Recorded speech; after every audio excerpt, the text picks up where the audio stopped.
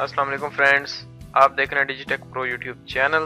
तो आज हमारा एडोब फोटोशॉप कंप्लीट कोर्स का लेसन नंबर 10 है।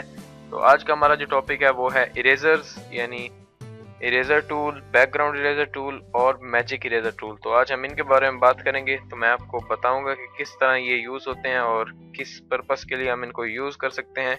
तो चलें शुरू करते हैं। तो सबसे पहले यहाँ पे ये आपको मिल जाता है टूल बार के अंदर इरेजर टूल, और इसकी शॉर्टकट की है ई। इन सब की शॉर्टकट की ई है। बैकग्राउंड इरेजर टूल और मैजिक इरेजर टूल और जो हमारा नॉर्मल वाला इरेजर टूल है। तो सबसे पहले हम बात कर लेते हैं इरेजर टूल की। तो इसको मैं सिलेक्ट कर लेता हूँ। सबसे पहले इसकी प्रॉपर्टीज में देख लेते हैं। यहाँ पे आपको वही जो पहले आपको ऑप्शंस मिलते हैं, दूसरे जो हमने टूल्स पढ़े थे, ये हिस्ट्री ब्रश टूल और क्लोन स्टैम्प टूल में जो आपको ब्रशेस का ऑप्शन मिलता है वो यहाँ पे मिल रहा है। और उसके बाद ब्रशेस, यहाँ पे मोड आपको मिल जाता है, ब्रशेस, पेंसिल या ब्लॉक, आप कोई भी सिलेक्ट करना चाहें कर सकते हैं। यहाँ पे ओपेसिटी है। ओपेसिटी का तो मैंने आपको बताया था कि कम रखेंगे तो कलर का जो फ्लो होगा वो कम आएगा, और फ्लो भी, फ्लो का मतलब होता है यानी आप कोई भी कलर करेंगे तो वो लाइट आएगा। जितना इसे कम रखेंगे उतना आपका कलर बिल्कुल लाइट आएगा। तो इस तरह से इसकी प्रॉपर्टीज बिल्कुल सेम है जैसे पिछले टूल्स में थी। तो ये बेसिकली यूज़ किसके लिए होता है मैं आपको बता देता हूँ। जैसे मैंने यहाँ से सिलेक्ट किया, किसी भी चीज़ को रिमूव करने के लिए होता है। आपकी इमेज में से कोई भी अनवांटेड पार्ट्स हैं तो उनको आप हटाना चाहते हैं। जैसे मैं यहाँ पे एक न्यू लेयर ले लेता हूँ और मैं यहाँ से ब्रश टूल सेलेक्ट करता हूँ। यहाँ से मैंने कुछ इस तरह से लाइनें लगा दी। तो इसको मैं इरेज करना चाहूँ तो सिंपली मैं इरेजर टूल लूँगा और इस तरह से इसको मैं रिमूव कर सकता हूँ। मैं अपना ब्रश बड़ा कर लेता हूँ इस तरह से। तो आप इनको यूज़ कर सकते हैं। यहाँ से मैं सबसे पहले तो इसका लॉक खोल देता हूँ इमेज का। तो अब हम फॉर एग्जांपल इसका बैकग्राउंड चेंज करना चाह रहे हैं। इस इमेज का जो आपको नज़र आ रही है मैंने यहाँ पे इंपोर्ट करके रखी हुई है। तो किस तरह से करेंगे, जैसे ही मैं यहाँ से इरेजर टूल लेके यहाँ से रिमूव करना शुरू करता हूँ तो ये सही से नहीं होगा। तो सबसे पहले हमें सिलेक्शन बनानी पड़ेगी। तो सिलेक्शन बना लेते हैं। मैं कंट्रोल Z कर देता हूँ इसको, कंट्रोल ऑल्ट Z, और यहाँ से मैं ले लेता हूँ क्विक सिलेक्शन टूल। जैसे मैंने आपको बताया था कि ये क्या काम करता है पिछली क्लासेस में। तो यहाँ से मैंने जैसे ही क्लिक किया तो उसने ये खुद ब खुद सारा सिलेक्ट कर लिया। अब यहाँ से इसका जो कान है वो उसके अंदर भी सिलेक्शन आ चुकी है। तो इसको हमने किस तरह से बाहर निकालना है, यहाँ ऊपर प्रॉपर्टी बार में आपको कुछ बटन्स दिख रहे होंगे। यहाँ से माइनस का जो बटन है इसको आपने सेलेक्ट करना है। अगर आप ये सिलेक्ट नहीं करना चाहते तो आप कीबोर्ड से ऑल्ट भी प्रेस कर सकते हैं। तो मैं ऑल्ट को प्रेस करता हूँ तो ये माइनस आ जाता है, शिफ्ट को प्रेस करता हूँ तो ये प्लस आ जाता है। यहाँ ऊपर भी देख सकते हैं आप, जैसे मैं शिफ्ट को प्रेस किया तो ये खुद ब खुद उसने यहाँ से प्लस वाला बटन सेलेक्ट कर लिया। तो मैं ऑल्ट का सिलेक्ट करके यहाँ से इस सिलेक्शन को बाहर निकाल देता हूँ। तो ये प्रॉपर सिलेक्ट हो चुका है। मैं इसको फिर जूम आउट कर देता हूँ। ऑल्ट को प्रेस करके अपने स्क्रॉल व्हील को मैं जैसे ही नीचे करता हूँ तो ये जूम आउट हो गया। अब हम इरेजर टूल का यूज़ कर सकते हैं। जैसे मैंने इरेजर टूल लिया और यहाँ से मैंने, जैसे मैंने आपको बताया था कि जो एरिया हम सिलेक्शन में लेते हैं वही हमारा कैनवस के ऊपर एक्टिव होता है। तो जैसे मैं यहाँ पे फेरता हूँ कुछ नहीं हो रहा, यहाँ पे फेरता हूँ तो ये बैकग्राउंड उसने ट्रांसपेरेंट करना शुरू कर दिया। तो इस तरह से मैं इसको रिमूव कर दूंगा। फिर कंट्रोल D दबाता हूँ, ये सिलेक्शन ख़त्म हो गई। उसके बाद फिर से मैं इस साइड पे सिलेक्शन बनाता हूँ। एक ही दफ़ा आप बना सकते हैं लेकिन मैंने वैसे इसको एक ही साइड पे बनाया। यहाँ से मैं इस तरह से करता हूँ तो मेरा यहाँ माइनस सिलेक्ट है, मैं प्लस कर देता हूँ और अब मैं यहाँ से सिलेक्शन बनाता हूँ। तो ये उसने खुद ब खुद बना ली। बस थोड़ा सा ही आप ड्रैग करेंगे तो खुद ही बना लेगा। तो मैं यहाँ से जूम इन करता हूँ और यहाँ से थोड़ा मसला आ रहा है, मैं फिर से अब प्लस ही मैं रहने दूंगा, यहाँ से प्लस का बटन, और यहाँ से मैं इसको थोड़ा ऑल्ट दबाता हूँ। ये फेस के ऊपर आ गया। ऑल्ट दबा के सिलेक्शन को मैं बाहर निकाल देता हूँ इस तरह। तो मैं इसको यहाँ से बाहर निकाल रहा हूँ तो ये सिलेक्ट हो चुकी है इमेज। यहाँ से फिर ऑल्ट दबाता हूँ मैं और शिफ्ट दबाता हूँ तो इसको मैं यहाँ से ठीक कर लेता हूँ। शिफ्ट दबा के ऐसे ही यहाँ पे क्लिक करूँगा तो सिलेक्शन अंदर चली जाएगी। यहाँ से फिर ऑल्ट दबाता हूँ और यहाँ पे क्लिक करता हूँ, फिर यहाँ पे, और ये सिलेक्ट हो चुका है। उसके बाद फिर से मैं इरेजर लूँगा और यहाँ से इसको रिमूव कर दूँगा। अब मैं ये जो इमेज है पूरी ये ट्रांसपेरेंट बैकग्राउंड पर आ चुकी है। तो आप इसे देख सकते हैं इस तरह से। अब मैं कोई भी इसके पीछे बैकग्राउंड लगाना चाहूँ तो मैं इजीली लगा सकता हूँ। जैसे मैं यहाँ पे एक मैंने बैकग्राउंड ओपन किया हुआ है इसको मैं कंट्रोल ए से सिलेक्ट ऑल करता हूँ, कंट्रोल सी से कॉपी, और यहाँ पे आके इस पे मैं कंट्रोल वी से पेस्ट कर देता हूँ। और ये अब नीचे क्यों चली गई इमेज, क्योंकि यहाँ से हमारी लेयर जो है बैकग्राउंड वाली ऊपर है। मैं बैकग्राउंड वाली लेयर को उठा के नीचे इसके रख देता हूँ तो नीचे आ गई। तो आप देख सकते हैं कि इसने आसानी से हमने इसका बैकग्राउंड रिमूव कर दिया।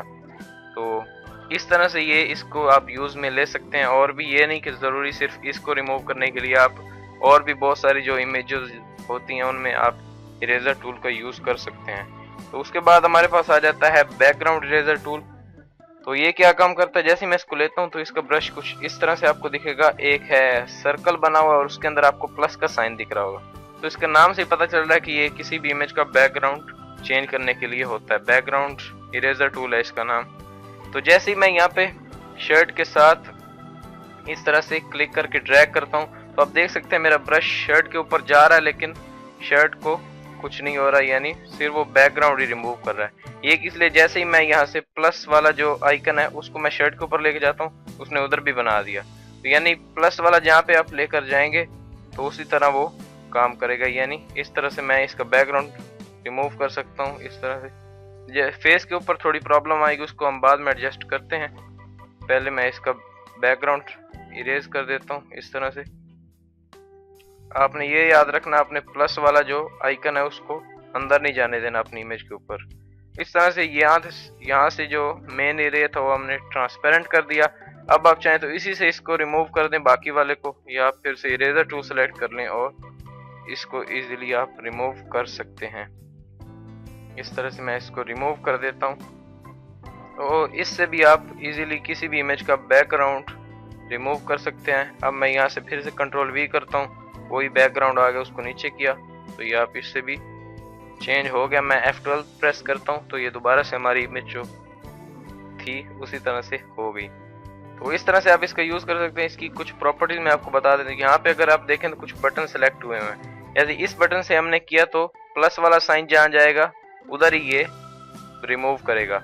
लेकिन अगर यहाँ से मैं इसको कंट्रोल Z करता हूँ, अगर मैं सेकंड वाला बटन जो सिलेक्ट कर लूँ जिस पे आप थोड़ी देर अपना कर्सर रखेंगे तो लिखा हुआ आएगा सैम्पलिंग वंस, इसको सिलेक्ट करके रखता हूँ। तो अब मैं जहाँ पहली दफ़ा क्लिक करूँगा और वो एरिया वो पिक कर लेगा और वही एरिया सिर्फ वो रिमूव करेगा और कहीं नहीं करेगा। जैसे अब मैं शर्ट के ऊपर लेकर जाता भी हूँ तो वो नहीं करेगा, क्योंकि फर्स्ट टाइम मैंने यहाँ पे ग्रीन बैकग्राउंड के ऊपर क्लिक की थी।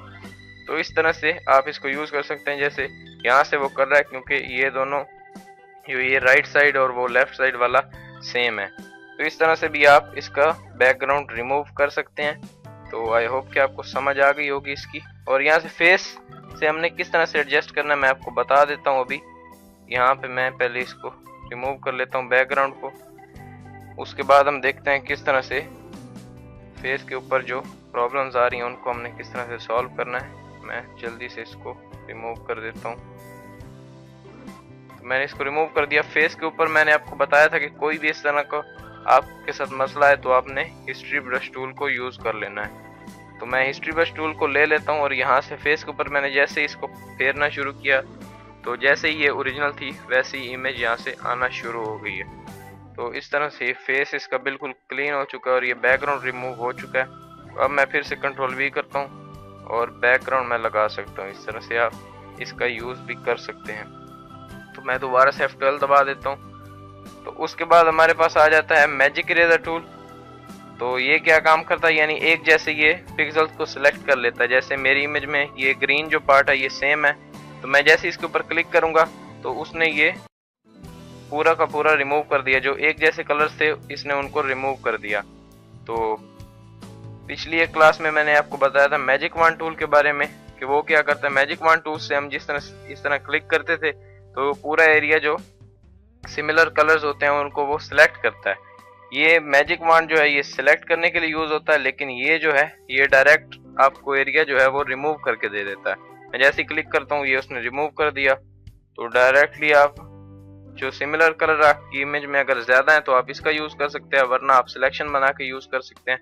तो अब मैं यहाँ पे पेस्ट करूँ कंट्रोल वी से, तो इस तरह से कितनी जल्दी से हमने इसका बैकग्राउंड रिमूव कर लिया। तो ये एक जैसे जो कलर होते हैं उनको डायरेक्ट रिमूव कर देता है, लेकिन यहाँ से जो मैजिक वॉन्ड टूल है या क्विक सिलेक्शन टूल ये सिलेक्शन करते हैं यानी एक जैसे कलर्स की सिलेक्शन कर लेते हैं खुद ब खुद। लेकिन ये जो है मैजिक इरेजर टूल, ये डायरेक्ट हमें रिमूव करके दे देता है वो एरिया।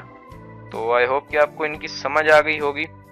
और कुछ और मैं आपको बनाकर दे देता हूँ इससे। जैसे मैं इसका बैकग्राउंड रिमूव कर देता हूँ जल्दी से इसके साथ। तो ये मैंने रिमूव कर दिया। उसके बाद मैं यहाँ से इरेजर टूल लेता हूँ और यहाँ से ऊपर ब्रशेस जहाँ से सिलेक्ट करने होते हैं हमने वहाँ से मैं इसका कर लेता हूँ ये ब्लर वाला जो ब्रश है इसको। तो मैंने यहाँ से ये ब्लर वाला सिलेक्ट कर लिया है इरेजर टूल लेके। तो उसके बाद मैं यहाँ से इसका इस तरह से ड्रैग करके लेकर आता हूँ इस तरह से।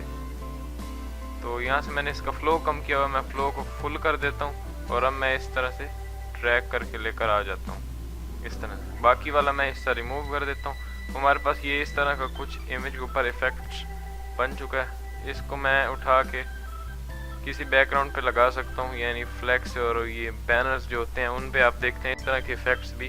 तो ये आप और भी बहुत सारे टूल्स है, यानी जहाँ से मैंने आपको बताया था एलिप्टिकल मार्की टूल्स है, इससे हमें पहले सिलेक्शन बनानी पड़ती थी, फिर फीदर लगाना पड़ता था, उसके बाद हम इस तरह का इफेक्ट बना सकते थे।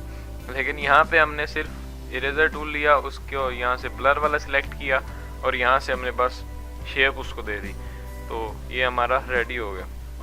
तो इस तरह से आप इन तीनों टूल्स का यूज़ कर सकते हैं और इस तरह ये फ़ोटो एडिटिंग में और भी बहुत सारी जगहों पे ये यूज़ होते हैं टूल्स। तो आई होप कि आपको इनकी समझ आई होगी। अगर आपका कोई क्वेश्चन हो तो आप नीचे कमेंट में ज़रूर पूछिएगा। और अगर आपने इस चैनल को सब्सक्राइब नहीं किया तो जल्दी से इसको सब्सक्राइब कर लें। और अगर आपको ये वीडियो पसंद आए तो लाइक कीजिएगा और मिलते हैं नेक्स्ट वीडियो में। Thanks for watching, good bye.